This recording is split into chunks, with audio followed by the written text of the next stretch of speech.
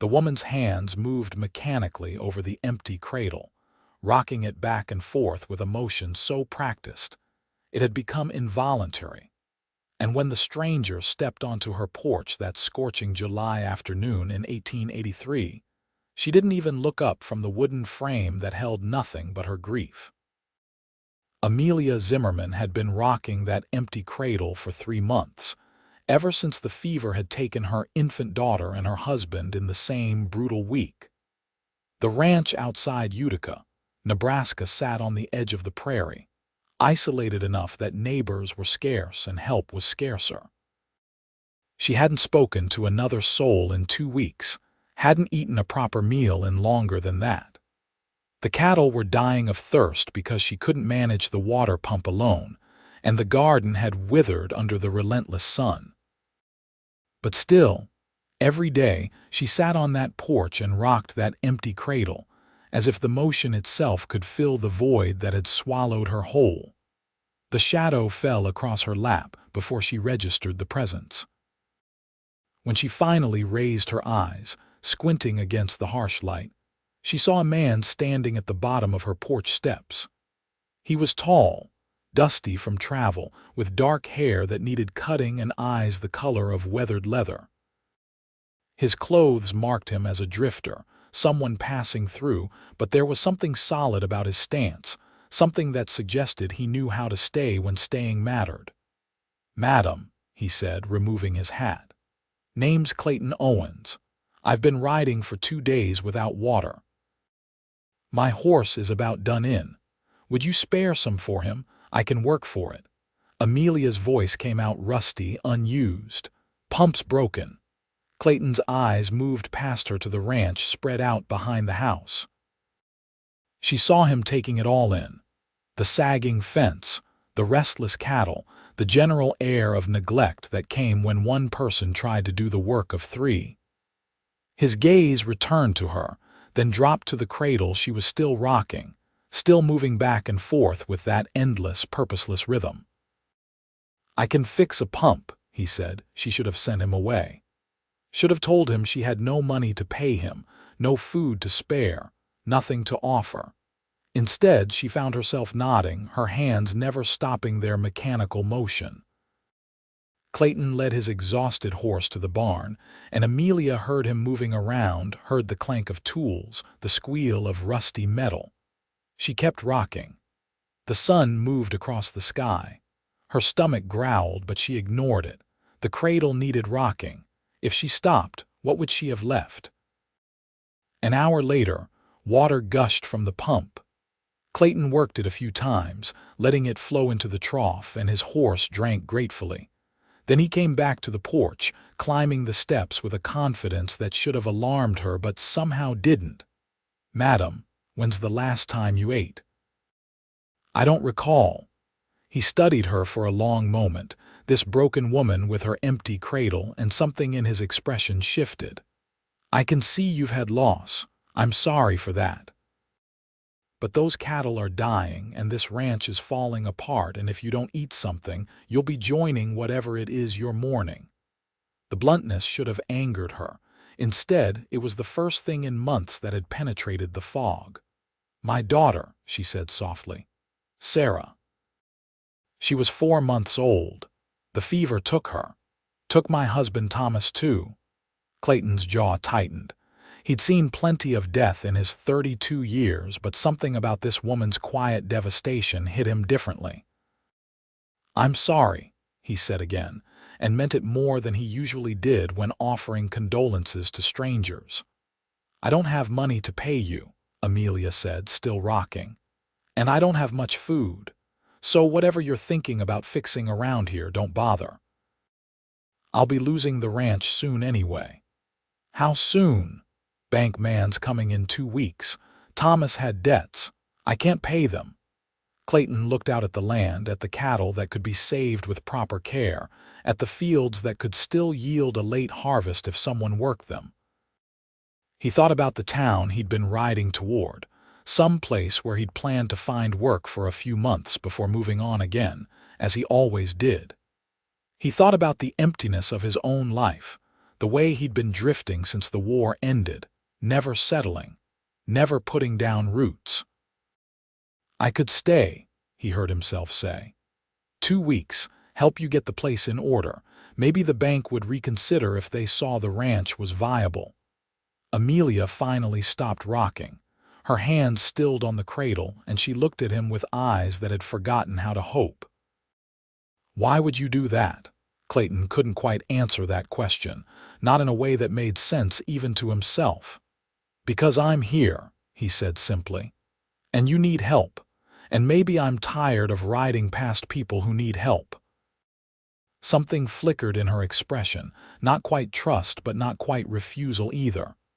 "There's a bunkhouse out back. It's dirty, but it's shelter. That'll do." He didn't wait for more permission. Clayton went to work immediately, and Amelia watched from her porch, still holding the cradle but no longer rocking it. He hauled water to the cattle, fixed a broken section of fence, mucked out the barn. As the sun began its descent, painting the Nebraska sky in shades of orange and gold, she finally stood up.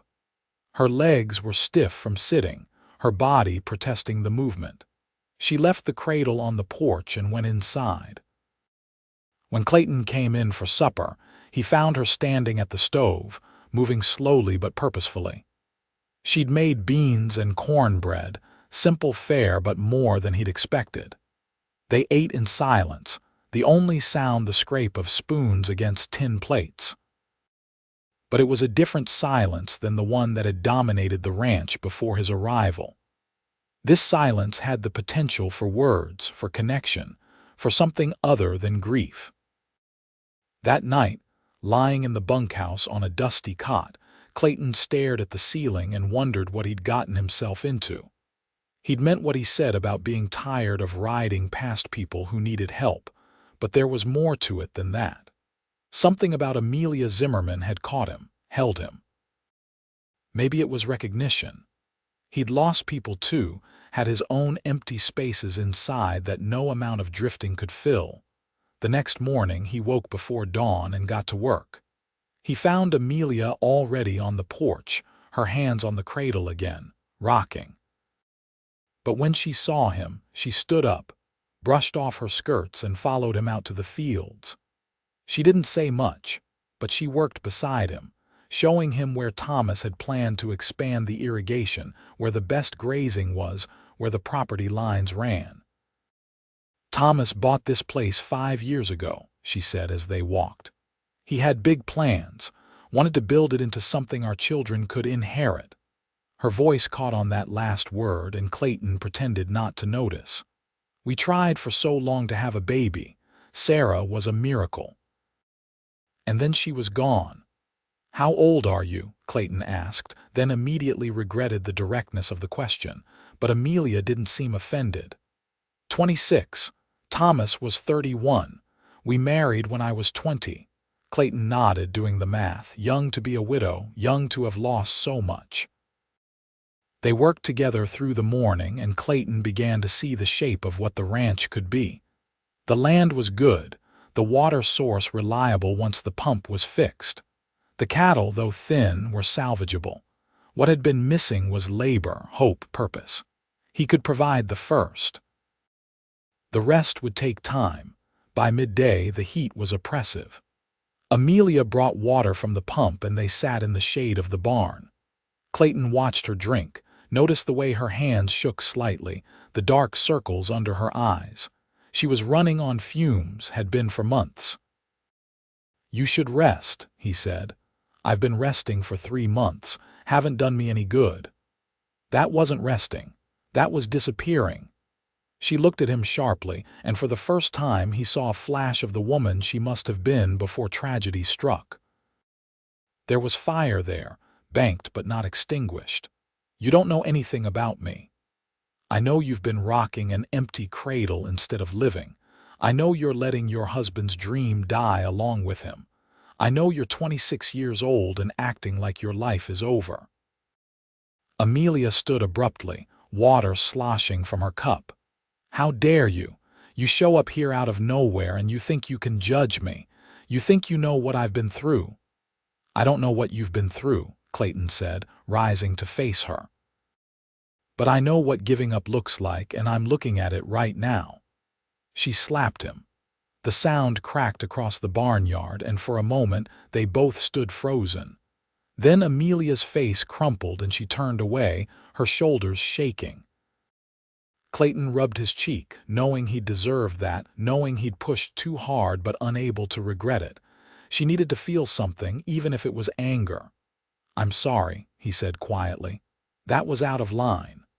"No," she said, her back still to him. "You're right. Thomas would be ashamed of me. He worked so hard for this place, and I've let it fall apart. But I don't know how to care anymore. I don't know how to wake up and keep going when everything I loved is gone." Clayton moved closer, not touching but near enough that she could feel his presence. "You keep going because the sun rises. Because the cattle need water. Because the land doesn't care about your grief, it just grows or dies based on what you do. You keep going because stopping means they win, and by they, I mean all the things that tried to break you." "Who did you lose?" Amelia asked, still not turning. "My whole family, farm in Missouri. War came through, and when it was done they were all dead. Ma, pa, 2 brothers, a sister. I was 19, off fighting for the Union, came home to ashes." She turned then, her eyes red but dry. "How did you survive it?" "I didn't, not for a long time. I drank, I fought. I did things I'm not proud of. And then one day I woke up and realized I could keep dying slowly or I could try to live. It wasn't some grand revelation. It was just a choice, made one morning because the alternative was too exhausting to continue. Does it get easier? No. You just get stronger." Something passed between them in that moment, an understanding that went deeper than words. They were both survivors of different tragedies, both carrying weight that never fully lifted. But maybe, together, the burden could be shared. They worked through the afternoon, and when evening came, Amelia cooked again. This time, the meal was more elaborate. Chicken she'd butchered that morning, potatoes from the root cellar, bread she'd actually taken time to let rise properly. Clayton complimented the food and she smiled, just a small quirk of her lips, but it was the first smile he'd seen from her. "Tell me about yourself," she said as they ate. "Beyond the tragedy, who were you before the war?" Clayton leaned back in his chair thinking. "I was going to be a teacher. Had 1 year of college before everything fell apart. I liked books, learning all that. Seems like a different life now. Do you miss it?" "Sometimes. Mostly I miss having a plan, having a future that made sense. Now I just drift from place to place, work until I get restless, then move on." "That sounds lonely." "It is," he admitted. "But it's safe. Can't lose what you never hold on to." Amelia nodded slowly. "I understand that. After Sarah died, I thought about leaving, just walking away from this place, from everything that reminded me of what I'd lost. But I couldn't make myself do it. This was our dream, Thomas's and mine. Leaving felt like betraying him." "Maybe staying and letting it die is the real betrayal," Clayton said gently. "Maybe the way to honor him is to make the dream work, even if he's not here to see it." She was quiet for a long moment, her fingers tracing the grain of the wooden table. "I don't think I can do it alone." "You don't have to. I'm here for 2 weeks. Let's see what we can accomplish." But even as he said it, Clayton knew 2 weeks wouldn't be enough. Not for the ranch, and increasingly not for him. Something about this place, about Amelia, was taking root in him. It was terrifying and exhilarating in equal measure. The days began to blur together in the best possible way. They fell into a rhythm. Wake before dawn, work until the heat became unbearable, rest during midday, work until dusk, share supper, talk until the night grew deep. Clayton fixed everything that was broken, and there was plenty. The barn roof, the chicken coop, the irrigation channels. He gentled a half-wild horse that had been terrorizing the others. He rode into Utica and bought supplies on credit based on nothing but his word and a firm handshake. Amelia came back to life in increments. The first day, she left the cradle on the porch but kept looking back at it. The second day, she only rocked it for an hour. By the end of the first week, she brought it inside and placed it in the corner of the bedroom, a memorial rather than a burden. She started wearing different clothes, not the same black dress she'd been living in. She pinned up her auburn hair, washed properly, ate full meals. Clayton found himself watching her when he thought she wouldn't notice. The way she moved through the kitchen, efficient and graceful. The way she spoke to the animals, gentle but firm. The way she laughed, a sound so rare and precious that it made his chest ache each time he heard it. She was beautiful, he realized, not in spite of her grief but inclusive of it. Every loss had etched itself into her features, creating depth and character that transcended mere physical appearance. One evening, as they sat on the porch watching the sunset, Amelia said, "You've been here 10 days." Clayton's stomach tightened. He'd been trying not to count, trying not to think about the deadline approaching. "I know. The bank man comes in 4 days. I know that too." She turned to look at him, her green eyes serious. "Clayton, I need to ask you something, and I need you to be honest with me. All right. Why are you really here? And don't tell me it's because you happen to need water. You could have moved on that first day. You could have fixed the pump, filled your canteens, and ridden out. But you stayed. Why?" He'd asked himself the same question dozens of times. The answer had become clearer with each passing day, but that didn't make it easier to voice. "At first, I told myself it was because you needed help." That was true, but it wasn't the whole truth. Then I thought maybe it was because the ranch needed saving, and I've always been better at fixing things than at examining my own life. That was also true, but still incomplete. "And now I know it's because of you," he said quietly. "Because when I saw you on that porch, rocking that empty cradle, I saw myself. Not literally, but spiritually. I've been empty for 13 years, Amelia. I've been going through motions, existing but not living. And then I met you and something woke up inside me. Something I thought the war had killed." Amelia's breath caught. "Clayton, I know it's too soon," he continued.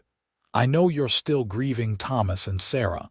I'm not asking you to feel anything you don't feel, but you asked for honesty and that's it. I stayed because leaving you felt impossible. I stayed because for the first time since I was 19 years old, I felt like I was where I was supposed to be." She didn't respond immediately. The sunset continued its display, painting them both in shades of amber and rose. A meadowlark called from the fence post. The cattle lowed in the distance, normal sounds of a working ranch, sounds that had been absent for too long. "I feel it too," Amelia finally said, her voice barely above a whisper. "I feel guilty about it, like I'm betraying Thomas, but I feel it. You've given me back my life, Clayton, not just by fixing the ranch, but by reminding me that life is still worth living. I look at you, and I feel things I thought I'd never feel again." Clayton reached across the space between their chairs and took her hand. Her fingers were calloused from work, strong and capable. She squeezed back, and in that simple gesture, an entire conversation took place. They sat like that until full dark, hands linked, watching the stars emerge one by one. The next 3 days passed too quickly. They worked with renewed purpose, trying to make the ranch as presentable as possible before the banker arrived. Clayton rode into Utica again and spoke with some of the local ranchers, putting out word that Amelia's place might be hiring if she could keep it.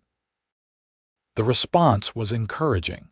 Thomas had been well liked, and people were willing to help his widow if she showed she was serious about staying. He also went to the bank, a conversation he didn't tell Amelia about until later.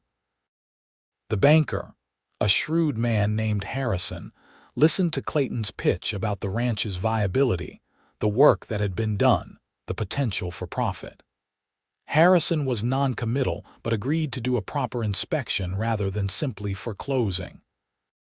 On the evening before the banker's visit, Amelia prepared a feast.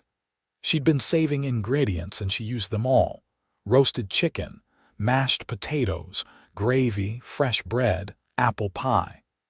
It was a celebration and a farewell in one, though neither of them wanted to acknowledge the latter. "Whatever happens tomorrow," she said as they ate, "I want you to know that you've changed everything for me. 2 weeks ago I was waiting to die. Now I want to live. That's because of you." "It was always in you," Clayton said. "I just reminded you it was there. Will you stay?" The question came out rushed, as if she'd been holding it back and it finally burst free. "After tomorrow, regardless of what happens with the bank, will you stay?" Clayton set down his fork, his heart pounding. "Do you want me to?" "Yes, I want you to stay. I want you here, working this ranch, building the life Thomas dreamed of. But I want you to build it with me, not for me. I want you as my partner, and eventually, when enough time has passed and it feels right, I want you as more than that." He came around the table and knelt beside her chair, taking both her hands in his.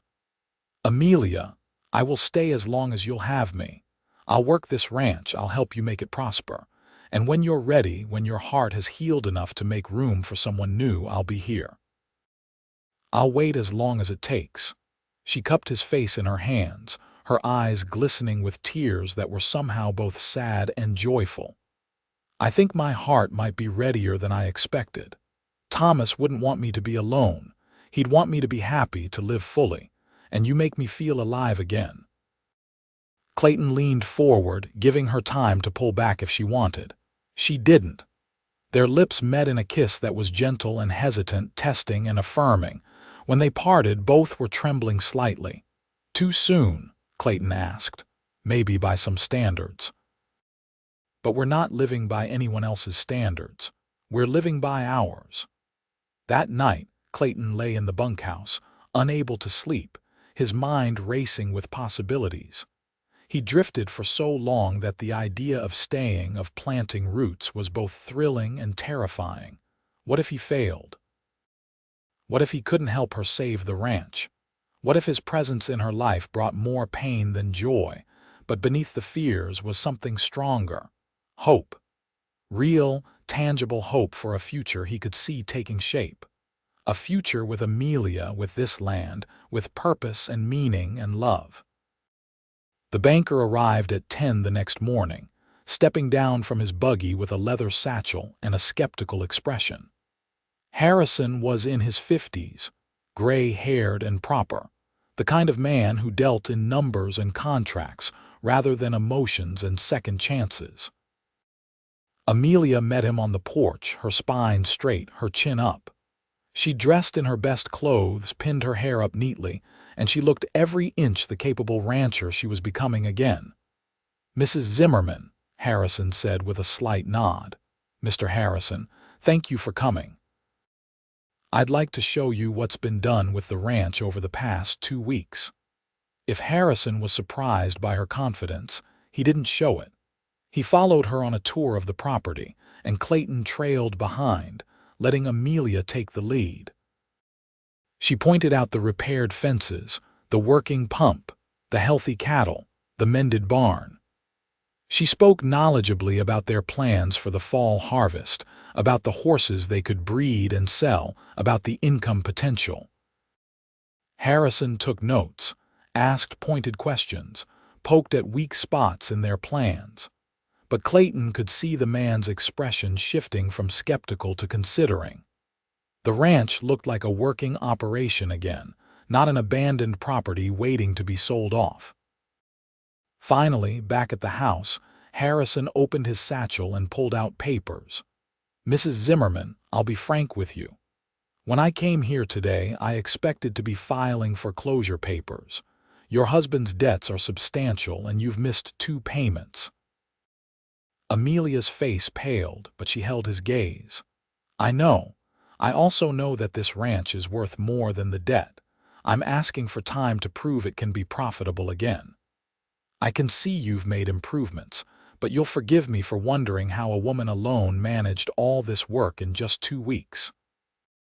I'm not alone, Amelia said, and Clayton heard the conviction in her voice. Clayton Owens has been helping me, and he's agreed to stay on as my partner in running the ranch. Harrison's gaze swung to Clayton, assessing. Are you married, Mr. Owens? Not yet, Clayton said evenly. But we've discussed a future together. The banker's eyebrows rose slightly, but he simply nodded and made another note. I see. Well, that does change the equation somewhat. 2 people can run a ranch of this size, whereas 1 person cannot, not sustainably. He shuffled through his papers, did some calculations, then looked up at them both. Here's what I can offer. I'll extend your loan for 6 months. During that time, you need to make up the missed payments plus interest, and you need to demonstrate consistent progress. If you can do that, we'll restructure the debt on more favorable terms. If you can't, the bank will have no choice but to foreclose. Does that seem fair? Amelia and Clayton exchanged glances. 6 months was tight, but it was possible. It was a chance, which was more than they'd had before. Yes, Amelia said. Thank you, Mr. Harrison. We won't let you down. After the banker left, Amelia sagged against Clayton, all the tension draining out of her. He wrapped his arms around her, holding her steady, and they stood like that in the middle of the yard for a long moment. We did it, she whispered. You did it. I was just backup. She pulled back to look at him. No, we did it together, and that's how we'll keep doing it, together. The months that followed were hard work, but they were also filled with joy. Clayton moved out of the bunkhouse and into the main house, though he took the spare bedroom, respecting the time Amelia needed.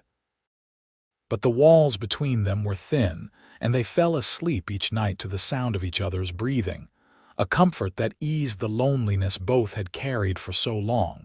They worked the ranch from dawn to dusk, and slowly but surely, it began to prosper. The cattle fattened up. The fall harvest yielded enough to sell surplus in town. Clayton broke and trained 3 horses, selling them for good prices to ranchers who appreciated his skill. Amelia's chickens produced prolifically, and she sold eggs and birds in Utica every week. But more than the work, their relationship deepened. They talked for hours, sharing stories of their pasts, their dreams for the future. Clayton taught her to read better, pulling out books he'd been carrying in his saddlebags for years. Amelia taught him to cook properly, laughing at his early attempts at biscuits. They argued sometimes, quick flares of disagreement about how to manage this or that aspect of the ranch, but they always worked through it, always came back to the core truth that they were on the same side. As autumn painted the prairie in golds and reds, Clayton realized he was happier than he'd ever been. The restlessness that had driven him for 13 years was gone, replaced by contentment. He woke each morning eager to start the day, not because the work was easy, but because it mattered. Because he was building something that would last, because he was with Amelia. One evening in late October, as the first cold snap hinted at the winter to come, Amelia found Clayton in the barn, mending tack by lantern light. She sat down beside him, close enough that their shoulders touched. "I've been thinking," she said. "Dangerous occupation," he teased, and she elbowed him lightly. "I've been thinking about us, about what we said that night before the banker came, about futures and timing." Clayton set aside the leather strap he'd been working on, giving her his full attention. And I think I'm ready. I think I've been ready for a while now, but I was scared. Scared that moving forward meant forgetting Thomas and Sarah. Scared that I didn't deserve to be happy again. Scared that if I loved someone new, I'd lose them too. "Those are reasonable fears," Clayton said softly. "They are. But they're not reasons to stop living, Thomas loved me and he'd want me to be happy. Sarah never got the chance to live, but that doesn't mean I should stop living in her memory. And you, well, you could leave tomorrow and break my heart, but the risk of that is worth the certainty of loving you." Clayton's throat tightened. "I'm not going anywhere, I know. That's what makes this easy."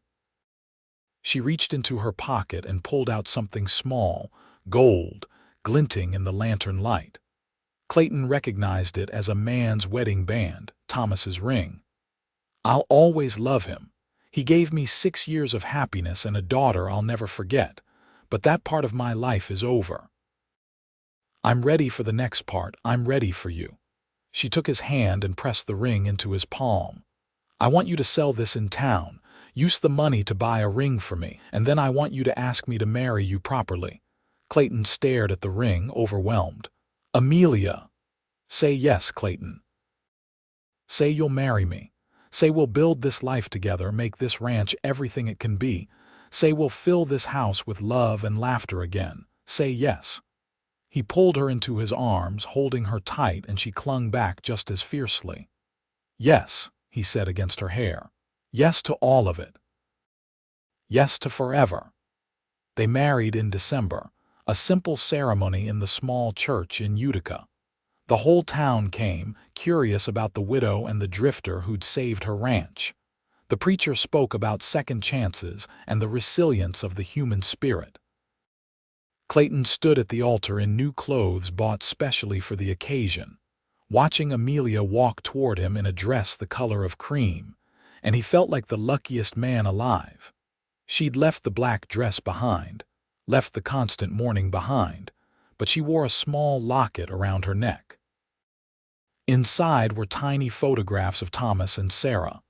"They're part of my story," she'd told Clayton when he'd seen it, "but they're not the ending. You're the ending. We're the ending." When they kissed as husband and wife, the church erupted in applause.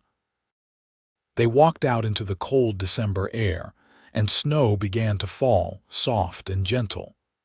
Amelia tipped her face up to the sky, laughing, and Clayton thought he'd never seen anything more beautiful. That night, in the house that was truly theirs now, they came together as husband and wife. It was tender and sweet and passionate, a claiming and a gift, a promise made physical. Afterward, lying tangled in the quilts with Amelia's head on his chest, Clayton felt a peace he'd never known. "I love you," he said into the darkness. "I love you too," she replied.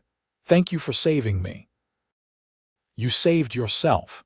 I just gave you a reason to want to be saved." We saved each other then. Winter passed in a blur of cold mornings and warm nights. They made their payments to the bank on time, proving the ranch's viability. Clayton built an addition onto the house, adding a proper sitting room and expanding the bedroom. They talked about children, about whether Amelia was ready to try again, but decided to wait. There was no rush. They had time. Spring came, and with it, renewal. The prairie exploded into green, wildflowers carpeting the hills. The cattle calved successfully, adding to their herd. They hired a young man from town to help with the heavy work, allowing them to expand their operations. The ranch was thriving, the debt shrinking, the future brightening with each passing week. In May, Amelia realized she was pregnant. She'd missed her monthly courses, and the nausea that struck each morning was unmistakable. For a moment, old fears surged up. What if she lost this baby too? What if happiness was only temporary?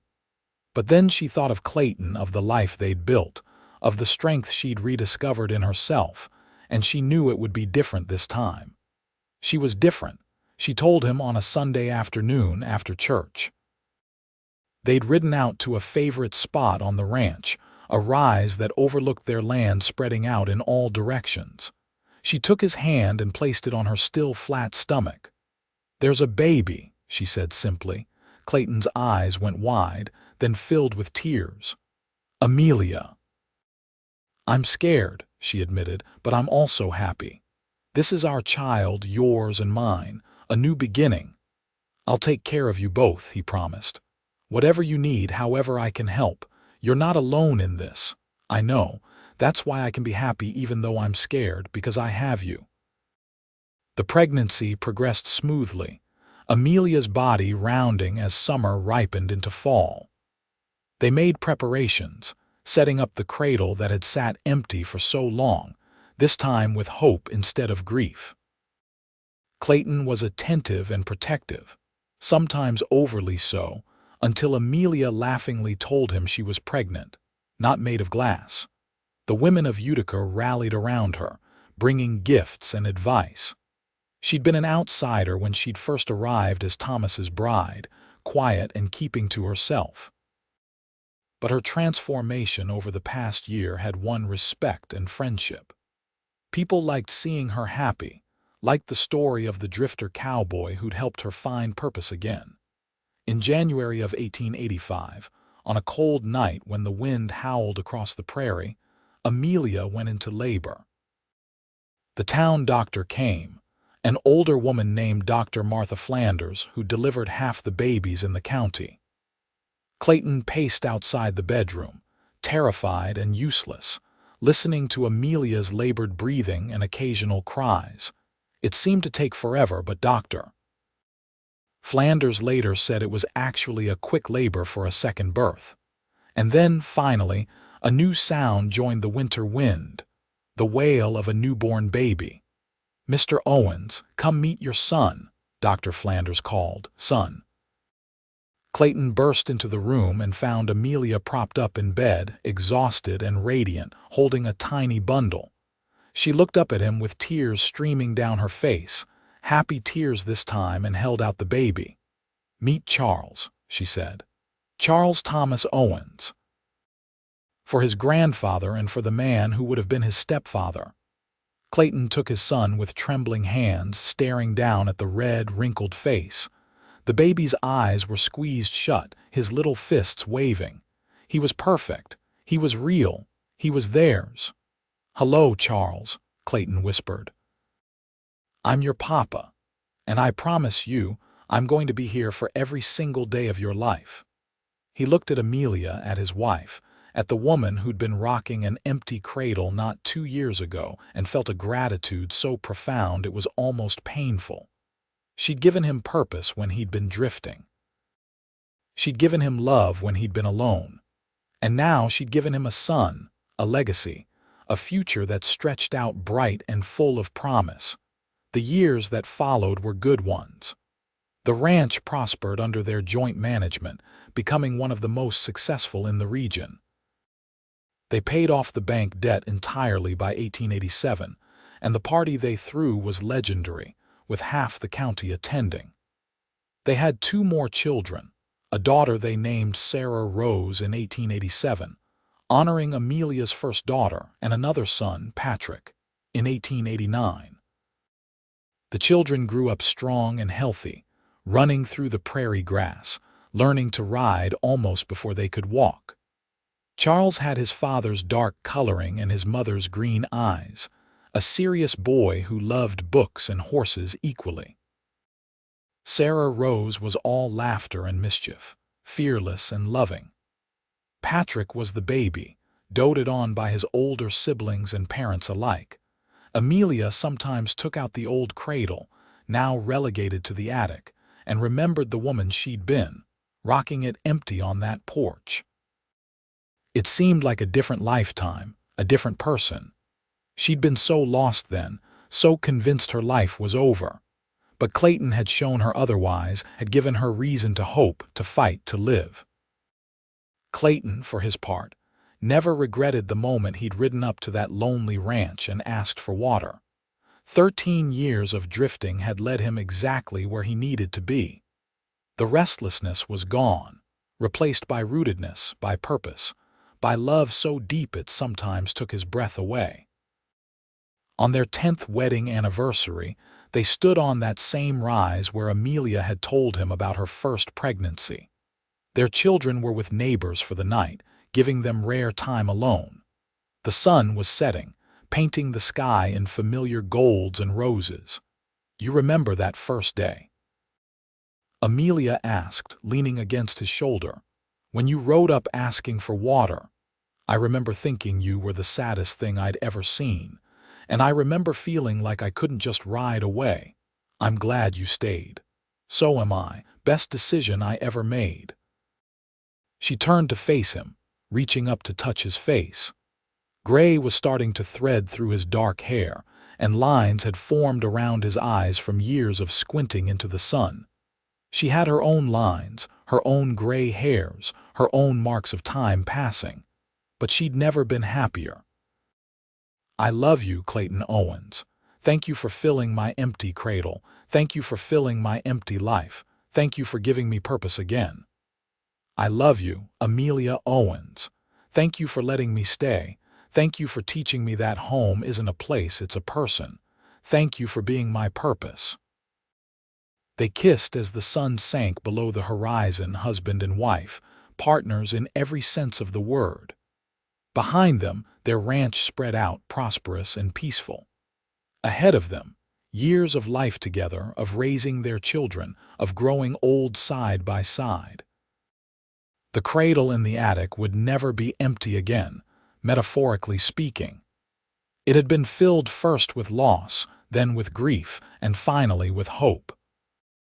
It sat there as a reminder of where they'd come from, of the woman who'd been rocking it with mechanical despair, of the cowboy who'd ridden up at exactly the right moment.